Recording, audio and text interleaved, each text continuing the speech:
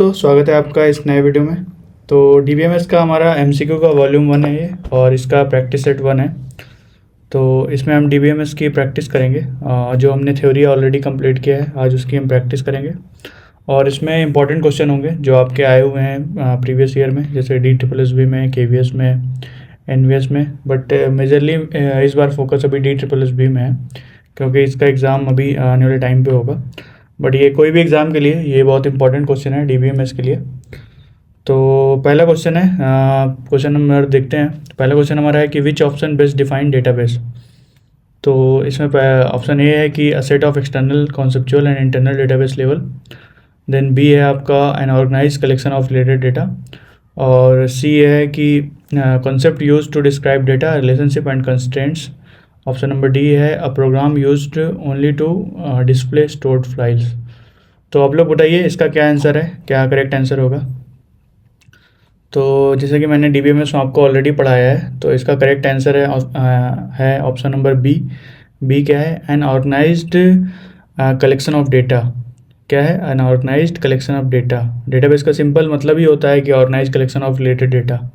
जैसे मान लीजिए एग्जांपल मैं देता हूँ आपको कि कॉलेज डेटाबेस, मान लीजिए स्टूडेंट के नेम्स हैं, रोल नंबर है, मार्क्स है, कोर्स है, या रिलेटेड इन्फॉर्मेशन जो होती है।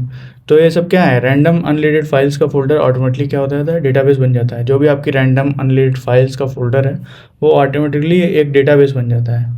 तो डेटाबेस में क्या हो जाएगा? डेटाबेस में डेटा लॉजिकली रिलेटेड और ऑर्गेनाइज होता है। तो इसीलिए डेटाबेस को बोला ही जाता है database is a collection of organize collection of related data. ठीक है, तो नेक्स्ट पे चलते हैं। नेक्स्ट हमारा है क्वेश्चन नंबर 2, और 2 पे देखते हैं। तो 2 है कि which statement about database is correct. Which statement about the database is correct. तो इसमें बताइए। ऑप्शन नंबर ए है हमारा in 3 tier architecture UI and database must always run in same local process. B है the goal of abstraction is to show every user all physical storage detail. C है कि an instance is the permanent blueprint of design of a database. And option number D है हमारा कि a database store related data in an organize form. तो बताइए, ये भी उससे प्रीवियस वाले क्वेश्चन से रिलेटेड है। अगर आप लोग प्रीवियस वाले अच्छे से देखें क्वेश्चन नंबर 1, तो इसको बता देंगे ईजिली। तो इसमें क्या हो जाएगा? ऑप्शन नंबर हमारा डी, कि डेटाबेस क्या होता है? Database store related data in an organize form. तो मैंने ऑलरेडी इसको बता दिया, तो मैं इसको डीप में फिर से डिस्कशन नहीं करूँगा, क्योंकि इस पर फिर बहुत टाइम जाएगा। और क्वेश्चन एक आपको एक वो बता देता हूँ जो आप हमेशा याद रखिए। स्कीमा क्या होता है? स्कीमा इज बेसिकली डिज़ाइन होता है। और इंस्टेंस क्या होता है? इंस्टेंस बेसिकली आपका जो करंट डेटा है वो होता है। तो ये चीज़ें एग्जाम के लिए ध्यान में रखिएगा। और इसमें ऑप्शन नंबर डी हमारा जो है सही ऑप्शन है। क्वेश्चन नंबर 3 पे चलते हैं। 3 है कि which of the following statement is not correct. अब इसमें आपको बताना है कौन सा सही नहीं है। तो ऑप्शन नंबर हमारा ए है every random collection of files automatically becomes a database. B है कि an entity is an object and attribute is a property and a relationship is an association. C है DBMS helps control data redundancy and inconsistency. And D है कि physical data independence isolate storage level changes from logical schema. तो आप लोग बताइए इसमें क्या सही होगा। और जल्दी बताइए। क्वेश्चन नंबर 3, तो इसमें क्या हो जाएगा हमारा? इसका हमारा ए ऑप्शन सही है, क्योंकि देखिए पढ़े क्या है? Every random collection of files automatically becomes a database. तो ये क्यों सही है? इसका इसलिए होता है क्योंकि जो हर रैंडम फाइल्स आपकी है कलेक्शन डेटाबेस नहीं होता है, और जो आपकी कोई भी हर रैंडम फाइल कलेक्शन है वो डेटाबेस नहीं होता। डेटाबेस में क्या होता है? बेसिकली रिलेटेड डेटा स्ट्रक्चर और ऑर्गेनाइज्ड मैनर में होता है। तो इसमें बाकी सारे स्टेटमेंट देखिए आपके गलत हैं। बाकी सारे statement N entity is an object, ये सब क्या है? रॉन्ग है। DBMS helps control data redundancy, ये तो आपको बताना है कि क्या करेक्ट नहीं है, विच इज़ नॉट करेक्ट। तो इसमें देखिए ये सब चीज़ें तो सही बता ही रही हैं। फिजिकल डेटा इंडिपेंडेंस आइसोलेट्स, ये भी सही चीज़ है, ये भी सही है, ये भी सही है। N entity is an object and attribute property relationship. तो ये कौन सा नहीं इसमें गलत होगा? Every random collection of files automatically becomes a database. So this is the right answer for question number 3। ठीक है, तो DBMS ये सब तो मैं बता ही दिया, और DBMS रिडंडेंसी ये सब चीज़ें तो है ही है उसके अंदर, तो कंट्रोल करने में भी हेल्प करता है आपका इनकन्सिस्टेंसी को। नेक्स्ट पे चलते हैं, क्वेश्चन नंबर 4। तो क्वेश्चन नंबर 4 है कि which option best define a database, DBMS sorry, database management system, वही है DBMS डेटाबेस। तो ए है basic terms used in the relational model, B है आपका software use to create, store, retrieve and control database. सबसे best आपको बताना है इसमें, सी ऑप्शन है कि database schema is a particular point in time. Option number D है कि rules use to describe relationship counts. तो इसमें बताइए। तो इसका करेक्ट आंसर है ऑप्शन नंबर हमारा बी। क्यों है? क्योंकि software use to create, store, retrieve and control a database. DBMS का फुल फॉर्म ही होता है, सबसे पहले क्या है आपका फुल फॉर्म क्या होता है, डेटाबेस मैनेजमेंट सिस्टम। क्या होता है? ये एक सॉफ्टवेयर होता है जो डेटाबेस को क्रिएट करता है, स्टोर करता है, रिट्रीव करता है, अपडेट करता है, और उसको क्या करता है, कंट्रोल करने में हेल्प करता है। मैंने वीडियो में इसको डीप में बताया। साथ ही DBMS क्या प्रोवाइड करता है? DBMS प्रोवाइड हम करता है सिक्योरिटी प्रोवाइड करता है, कंकरेंसी है, इंटीग्रिटी है, और रिकवरी जैसे फीचर्स भी हमको क्या करता है, प्रोवाइड करता है। इसका एग्जांपल जैसे ले लीजिए, MySQL हो गया, PostgreSQL हो गया, ओरेकल डेटाबेस है, और ये माइक्रोसॉफ्ट का जो SQL सर्वर है। तो डेटाबेस क्या होता है? डेटाबेस बेसिकली डेटा होता है। और DBMS क्या होता है? DBMS क्या होता है? Software that manages the database. ऐसा सॉफ्टवेयर है जो मैनेज करता है डेटाबेस को। तो हमारा इसमें करेक्ट आंसर क्या हो जाएगा? Option number B is the right answer. ठीक है, नेक्स्ट पे चलते हैं। क्वेश्चन नंबर 5 है कि which option best describes file system versus DBMS। अब इसमें बताइए। ए है कि रिलेशनशिप एक्स टेंड्स टू बोलें, या तो इसको बोलते हैं determines X determines Y. And B है a comparison of traditional file storage with control database management system. C है the core components of ER model. And D option है कि rule describing relationship counts and mandatory participation. तो आप लोग बताइए इसमें क्या करेक्ट आंसर होगा क्वेश्चन नंबर 5 का। आपको बेस्ट बताना है, best describe file system versus DBMS। तो इसका हमारा करेक्ट आंसर जो हो जाएगा बी हो जाएगा। बी क्या है? A comparison of traditional file storage with control database management system. इसका क्या मतलब है, चलिए जानते हैं। तो फाइल सिस्टम क्या होता है? फाइल सिस्टम वर्सेस DBMS में हम क्या करते हैं, ट्रेडिशनल फाइल बेस्ड स्टोरेज और डेटाबेस मैनेजमेंट अप्रोच को क्या कंपेयर करते हैं। और ट्रेडिशनल फाइल सिस्टम में क्या होता है, सेम इन्फॉर्मेशन मल्टीपल फाइल्स में रिपीट हो सकती हैं। ठीक है, इससे क्या हो जाएगा, इससे डेटा रिडंडेंसी और डेटा इनकन्सिस्टेंसी की प्रॉब्लम आ सकती है। तो DBMS क्या है? DBMS का सेंट्रलाइज कंट्रोल, कंस्ट्रेंट, सिक्योरिटी और कंकरेंसी मैनेजमेंट क्या करता है, प्रोवाइड करता है। इसलिए जब भी लार्ज स्ट्रक्चर एप्लीकेशन के लिए हम लोग क्या करते हैं, DBMS generally better management provide करता है। ठीक है, अगर इसका एग्जांपल मैं दूं तो एक छोटा सा एग्जांपल देता हूँ। सपोज मान लीजिए सेम स्टूडेंट का एड्रेस 3 डिफरेंट फाइल्स में स्टोर है, और एक फाइल अपडेट हुई और 2 नहीं हुई, तो अब क्या हो जाएगा, अब सेम स्टूडेंट के 3 डिफरेंट एड्रेस मिल सकते हैं। तो ये क्या हो जाएगा, इनकन्सिस्टेंसी। क्या हो जाएगा, inconsistency.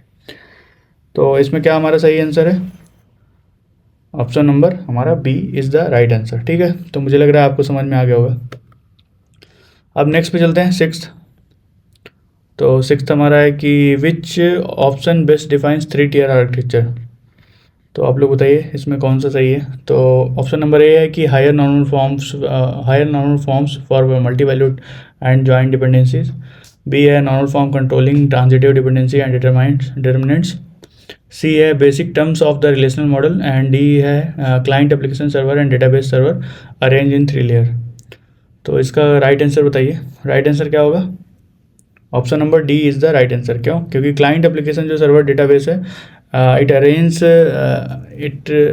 Database server arrange in 3 layer. 3 tier architecture में क्या होता है, आप लोग एक बार याद करिए। 3 tier आर्किटेक्चर जो आर्किटेक्चर होता है उसमें एप्लीकेशन को जनरली 3 लेयर्स में डिवाइड किया जाता है। पहली लेयर क्या होती है, प्रेजेंटेशन लेयर होती है। मैंने आपको बताया है वीडियो में, आप लोग वीडियो जाके देखिए।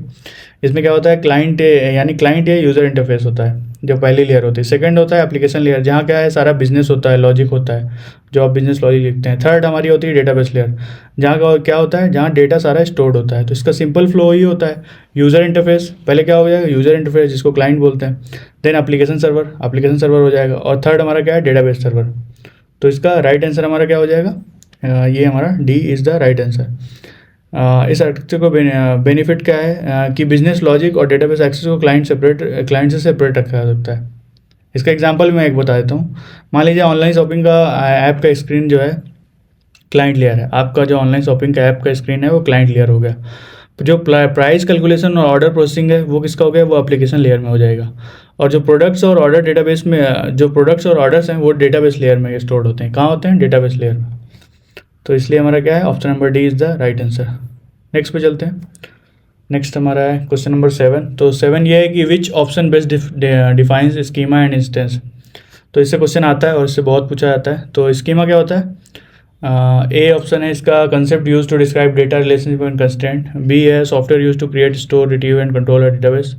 सी है schema is the design, instance is the data at a particular time. And D है कि rules that keep database data valid and consistent. तो बताइए क्या होता है स्कीमा, क्या होता है स्कीमा। बेसिकली एक डिज़ाइन होता है, instance is the data at a particular time. तो ऑप्शन नंबर सी हमारा सही ऑप्शन है। ये बहुत फ्रिक्वेंटली पूछा जाता है डीबीएमएस में, जब भी पूछा जाता है तो ये क्वेश्चन जरूर आता है। स्कीमा क्या होता है, स्कीमा डेटाबेस का स्ट्रक्चर या डिज़ाइन होता है। क्या होता है, स्ट्रक्चर या डिज़ाइन। मान लीजिए एग्जांपल में देता हूँ कि स्टूडेंट टेबल में आईडी, मान लीजिए आईडी है, नेम है, मार्क्स है, ये सब क्या है, कॉलम्स होंगे। ये सब क्या है, कॉलम्स हैं। तो ये स्कीमा का क्या है, एक पार्ट है आपका, क्या हो जाएगा, पार्ट है। इंस्टेंस का मतलब क्या होता है, इंस्टेंस का मतलब है कि किसी पर्टिकुलर टाइम पर डेटाबेस में एक्चुअली कौन सा डेटा स्टोर्ड है, कौन सा डेटा स्टोर्ड है। तो स्कीमा जो होता है, स्कीमा यूजुअली फ्रिक्वेंटली चेंज नहीं होता। स्कीमा क्या है, आपका फ्रिक्वेंटली चेंज नहीं होगा। इंस्टेंस क्या है, कंटिन्यूसली चेंज हो सकता है। आपका जो इंस्टेंस है वो कंटिन्यूसली चेंज हो सकता है। और like as records, insert, update या डिलीट होते हैं। तो इंस्टेंस क्या है, आपका चेंज होता रहता है। तो ये चीज़ें आप हमेशा याद रखिएगा। स्कीमा क्या होता है, ब्लूप्रिंट होता है। ये लाइन आप नोट डाउन कर लीजिए। Schema is equal to blueprint and instance is equal to current snapshot. जो करंट चल रहा है अभी आपके डेटाबेस में, वो उसका स्नैपशॉट लेना एक तरीके से। तो आई थिंक ये समझ में आ गया होगा। नेक्स्ट पे चलते हैं क्वेश्चन नंबर 8। तो क्वेश्चन नंबर 8 है हमारा, which of the following statement is not correct. अब इसमें आपका बताना है कौन सा सही नहीं है। अब इसमें देखिए 3 ऑप्शन तो आपके सही होंगे, एक होगा जो नहीं सही होगा, उसी को आपको फाइंड करना है। ऑप्शन नंबर ए है कि the conceptual schema describes only disk blocks and file offsets. B है selection chooses rows while projection chooses columns. And C entity integrity does not allow a primary key to be a null. Option number D है कि union compatible relation must have a compatible corresponding attributes. तो इसमें बताइए कौन सा option आपका सही नहीं है। 3 तो आपके सही हैं, 3 तो आपके सही हैं, एक ऐसा है जो सही नहीं है। तो इसमें हो जाएगा correct answer option number A.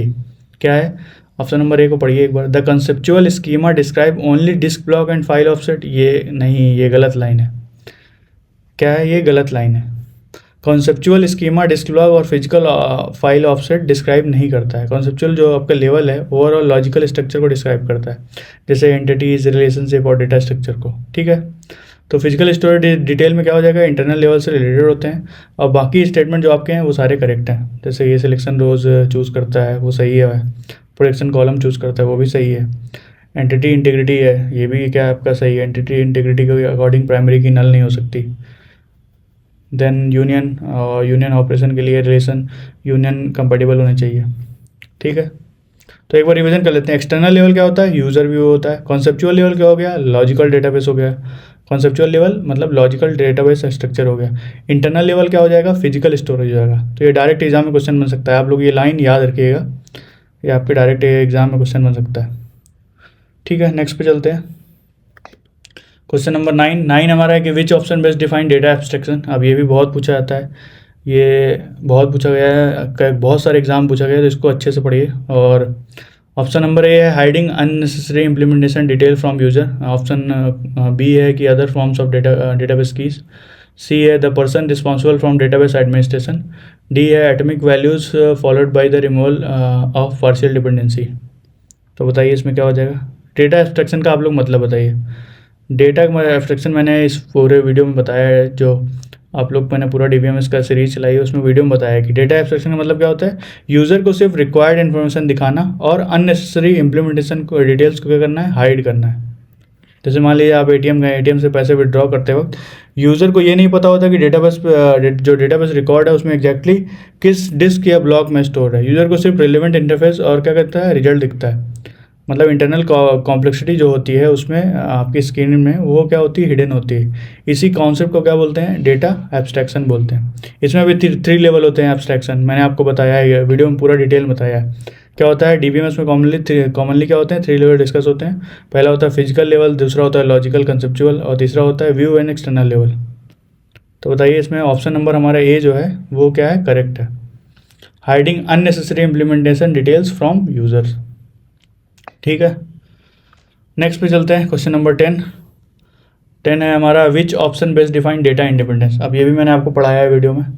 Option number A है हमारा कि counts of attributes and tuples in a relation. B है कि higher normal forms of multi valued and join independencies. C है relational algebra operators used for rows and columns. And D है कि changing one schema level without forcing changes at higher level. तो आप लोग बताइए इसका क्या करेक्ट आंसर होगा।